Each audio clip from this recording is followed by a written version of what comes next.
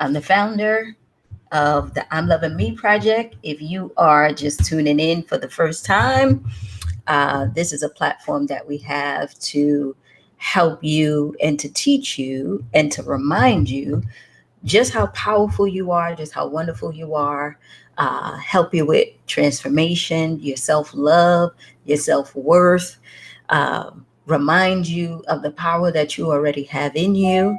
And I'm excited about it. So, um, I wanted to let you guys know that our event Saturday is going to be super amazing. If you have not gotten your tickets yet, we are having our Becoming Truly You event. It is going to be here in Atlanta at the Legacy Center.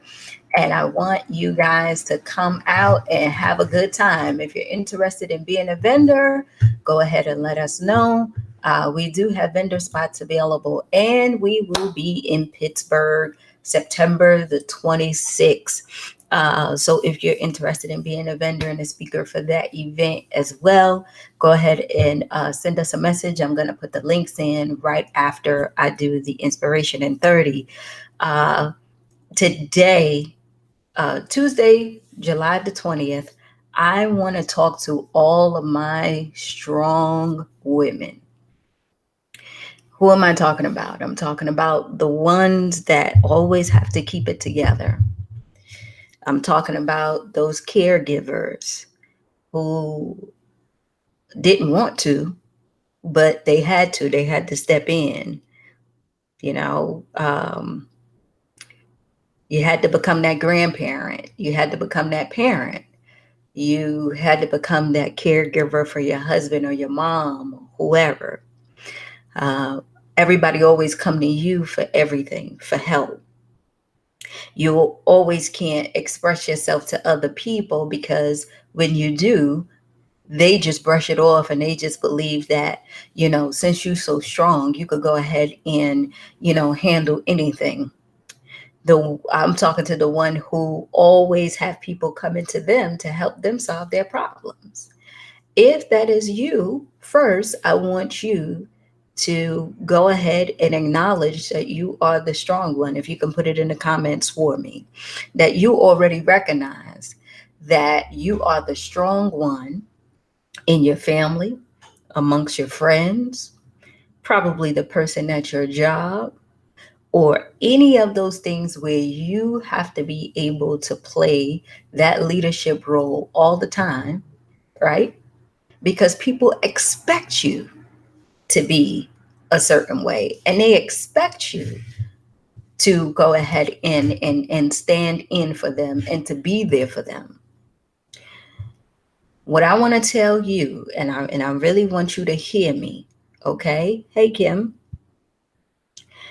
is that you do not have to continue to sacrifice yourself or anything about you anymore just because you believe that you have to and there's no other option, because there is another option. Okay? Let me tell you, in my family, I'm considered the strong one. And I had to remind them and I had to let them know that I am not that strong. You do not have to sit up there and bottle up your feelings and say to yourself, you have nobody to talk to. You are lonely when everyone is looking to you to solve their problems. Okay? You don't have to be in a position where you are sacrificing for everyone else and you are getting nothing in return. Okay? What we got to remember, for all of you guys who read the Bible, is what? When my cup runneth over, that means I fill my cup up, and whatever that runneth over, I can be able to give to someone else. Does that make sense?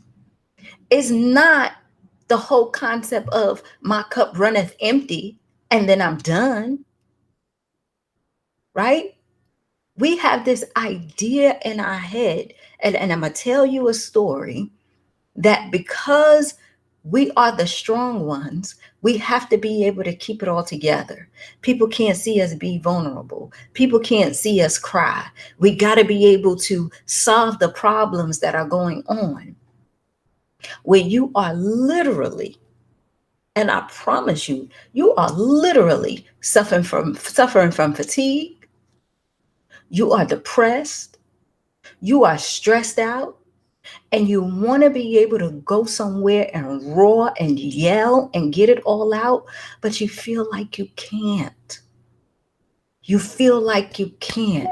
And the only reason why you feel that way is because you have allowed people to give you a role and be this person where you are just normal like everybody else. But you assume the role and you do the job because in your head, you believe if I don't do it, who else is going to do it? Right? I read this quote. It's from A Course in Miracles, but I heard Iyanla say it, and I'm going to say it to you because I just think that this was the most amazing thing uh, that she said. And I wrote it down. She said, when you give yourself to others to the point where you sacrifice yourself, you make the other person a thief because they're stealing from you what you need and they don't even know it. Let me read that one more time. She said, when you give yourself to others to the point where you sacrifice yourself, you make the other person a thief because they're stealing from you what you need and they don't even know it. I'll tell you a story. So I've always, well, you guys already read it in the book and you guys already know it. I always was the child who would get good grades and, would do good in school and always was that foolish dreamer. That's why I call myself the foolish dreamer. And I would always push myself to be great because I was told to be the best when I was younger, right? I was told that in order for you to have what you want in life, you have to be able to write your own ticket, right? Whatever that meant when I was younger, right? And because I was told that, and because I had to hear that over and over and over again, I thought that that was the way that I can get out of my situation, right? What I found is that because I worked a little harder than most, because I was able to do a little bit more things than most people, people will come to me with their issues, their problems, and all that stuff, and say, Gloria, you are wise beyond your years. I would have older friends, I would have all that stuff, right? And I would say to myself when I was younger, I really want to do something great in my life. I knew this was it. I knew this is where I was supposed to be because I've been gravitating to it my entire life. But I just didn't know the path that I was going to use to get there, right? So my grandmother is sick and I'm here in Atlanta. I'm married, right? My sister calls me and she says, Mama's gone. She passed. So I was just like, oh my God, right? Immediately, because we from New York. So immediately we got to jump in a car. My sister, my brother, and my other brother, and we riding all the way up to New York, right? Once we get there, we got to battle with aunts and uncles and all this stuff about who really, and this is what I said in the book, who really are the kids? Because let me tell you, my grandmother had her own kids. She had 11 kids, my aunts and uncles, which I told you, right? Then she also raised us, which was the six of us. right? So we were just like her kids, just like her real kids, right? And so we would go back and forth as to who would do what and how this would work and all this stuff and everything.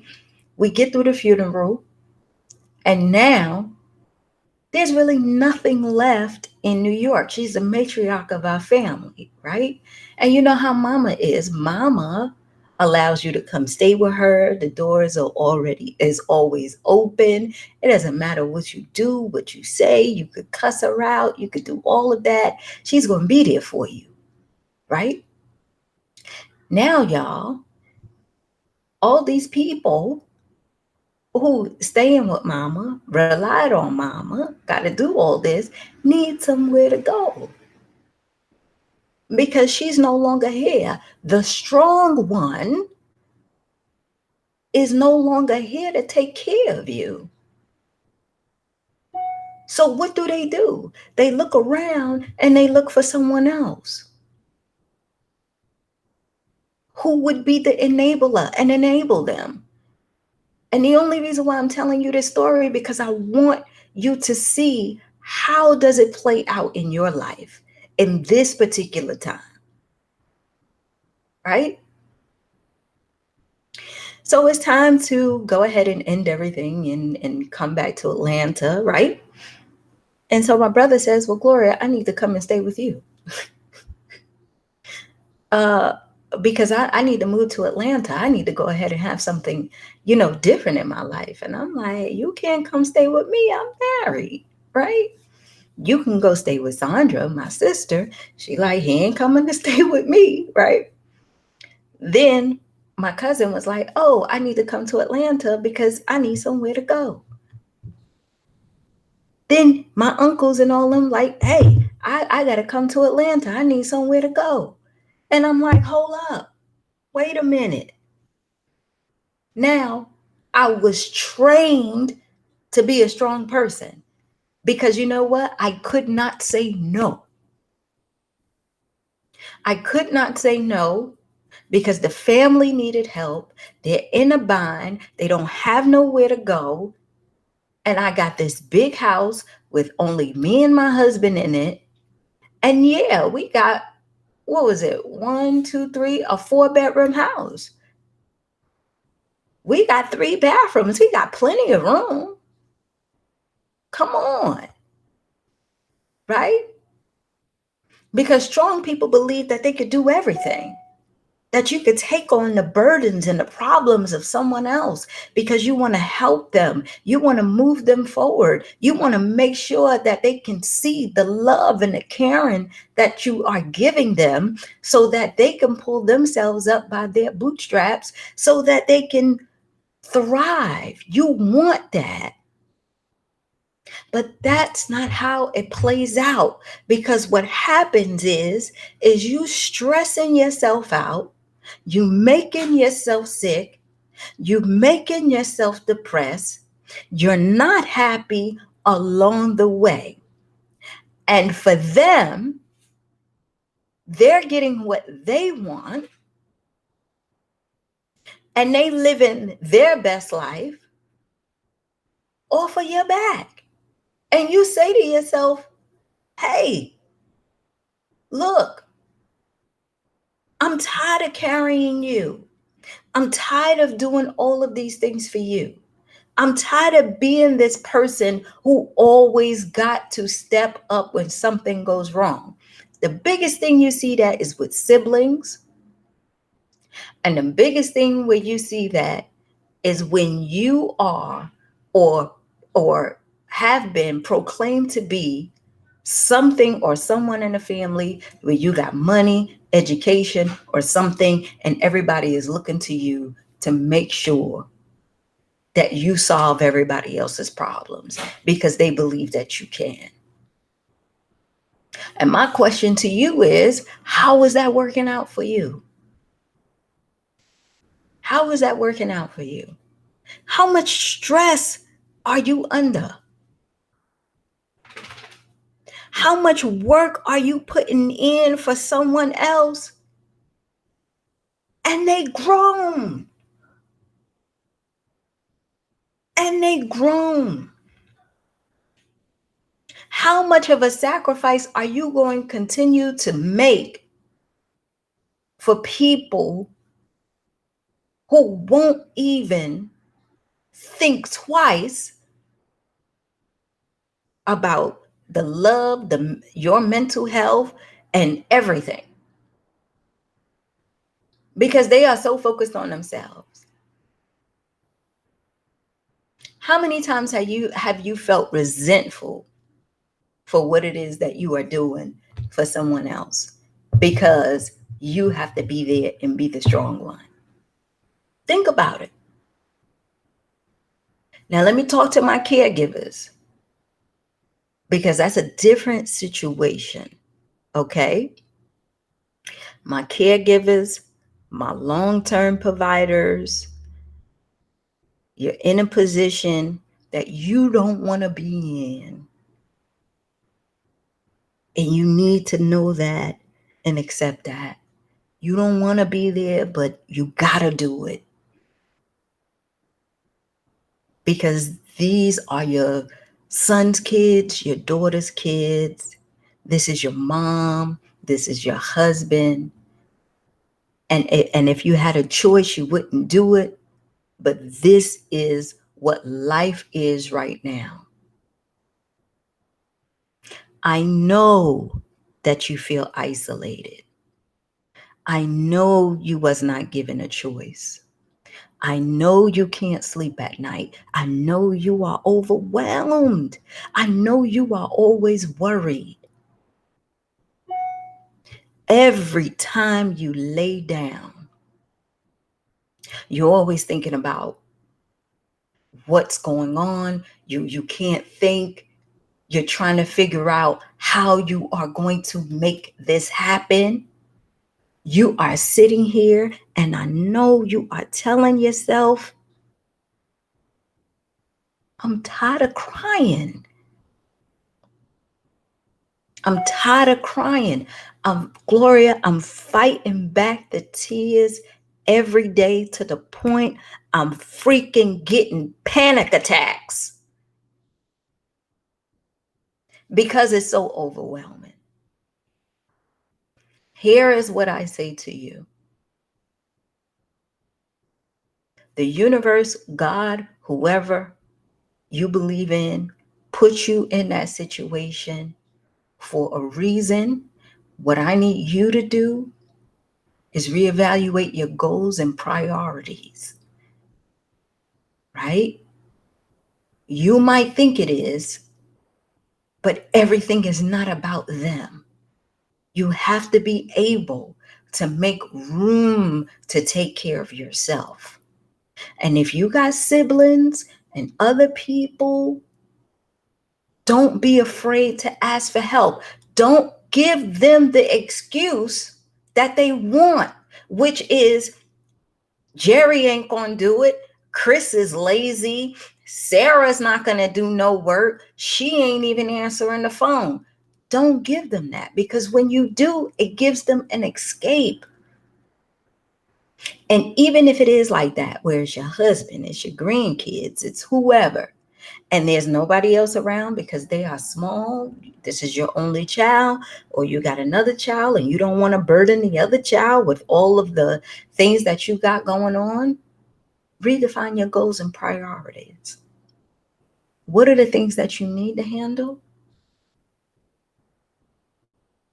What are the things that you can hold off on? And what are the things that just can't get done? It just can't get done. Because when you do that, you are giving yourself room to take care of yourself. Because what you're doing right now, by pouring all of your energy and all of your stuff in it, you are tired.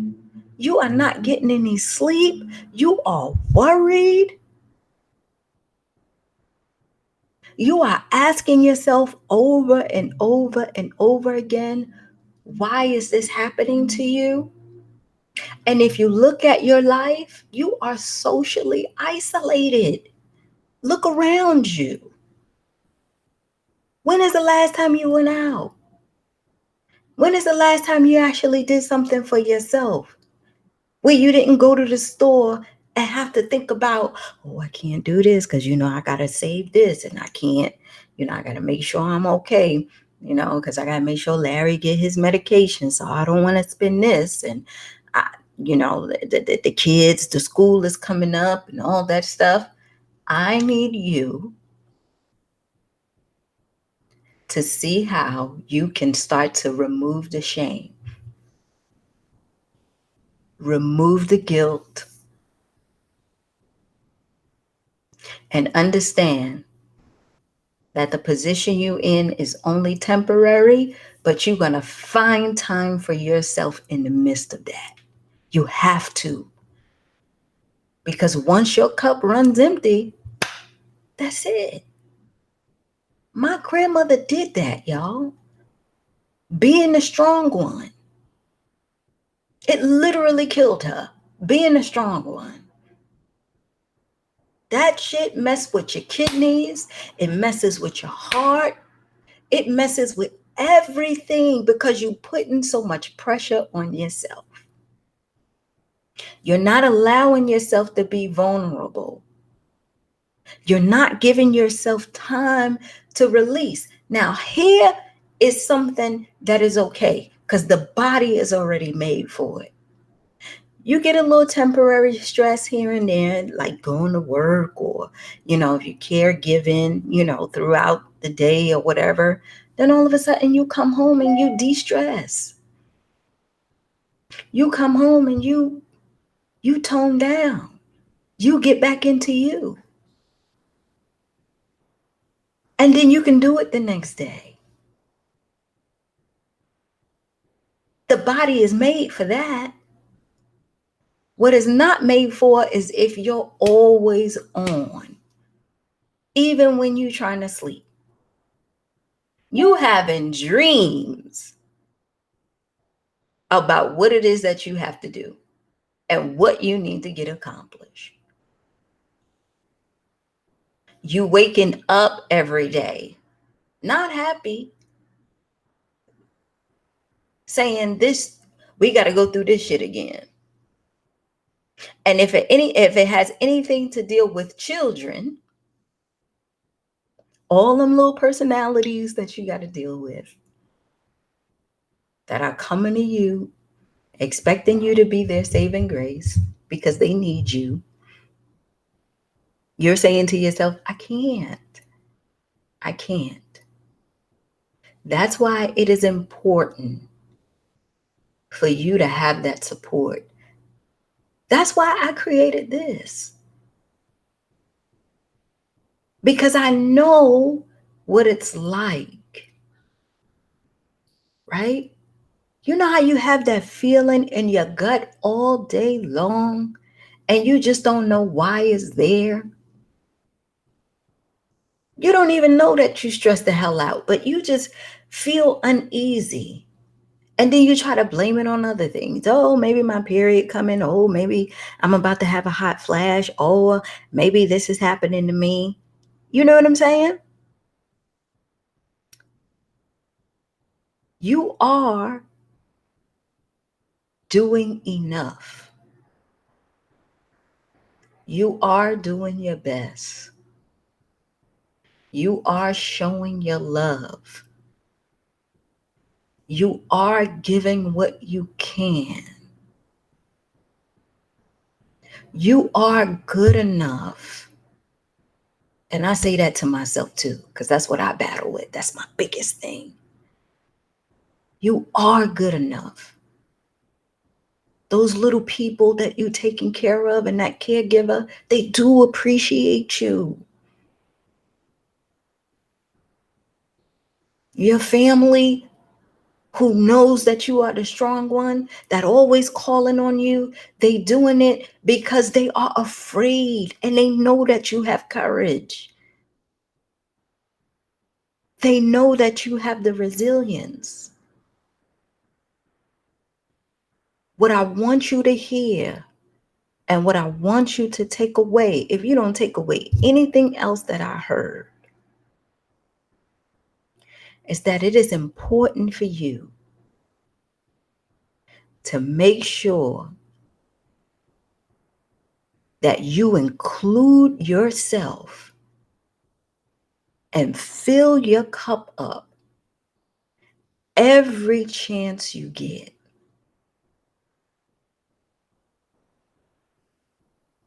Because the grave only got one spot, y'all.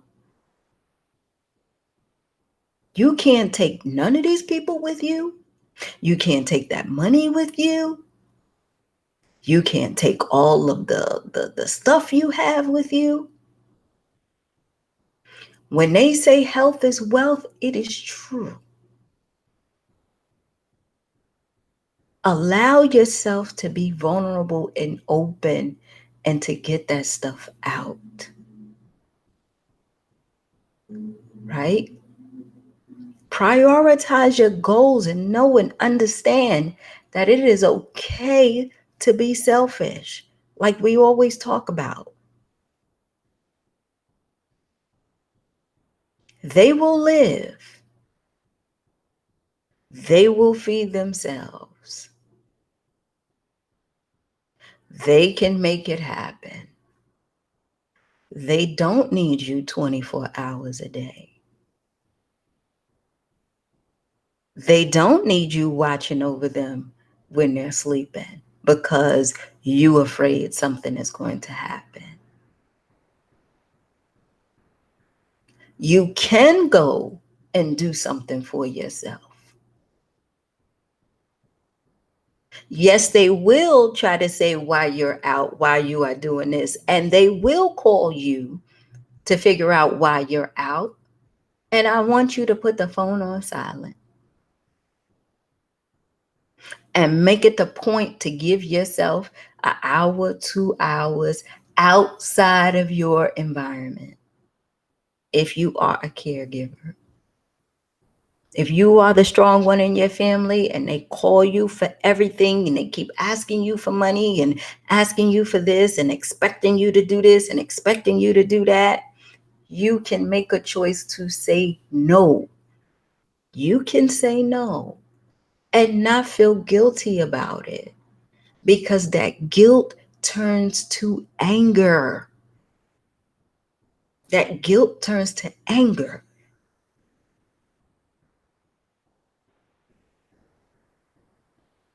You don't have to fulfill mama's roles. She made that choice. You don't have to do it.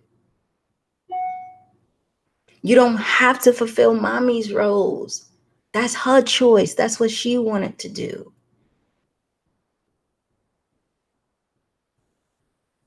You can be a good grandmother and still have a life. You can be a good mother and still fill your cup up. You can still be a great daughter, a great auntie, a great whatever it is that you are to people and still take care of yourself. This whole thing that we have to sacrifice and do and put ourselves last and go through the motions, that's not how. I would ask you this. How is that working out for you? I would ask you that. Putting yourself last, always being the strong one, always putting yourself out there, always giving out money, always doing these things. How is that working out for you? How is your health? How is your mind? How are the relationships around you, if you have any? What does your work-life balance look like? Do you just go to work, come home, cook, do all this, help the kids with the school work, make sure they take a bath, make sure they do this, then go ahead and then get in the bed and worry about what you got to do the next day, get the pill box out, because now you done went from Tylenol to this to that. Now you went from 1 day to 2 days. Now you got a whole 7-day pill box, right? And you trying to figure out why the doctor keep giving you prescriptions. and you just trying to make it through the day. You don't understand why you got a herniated disc all of a sudden, why your body is hurting, because your body is telling you what you already know in here. It's tired, it's stressed,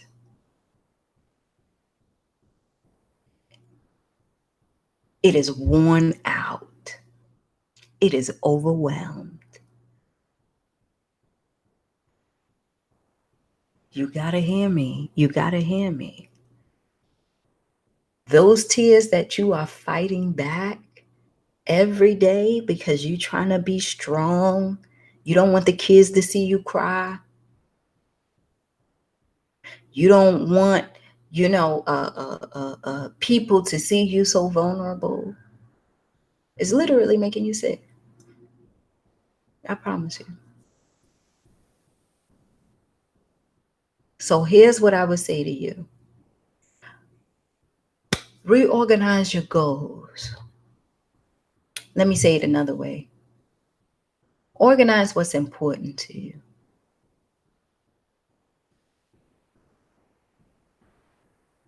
Do what you need to do for yourself to keep your cup full. And once it starts to run over, you will see just how much everybody benefits from that. That whole statement, happy wife, happy life, that's a true statement. Happy grandma, happy grandkids. Happy mommy, happy household.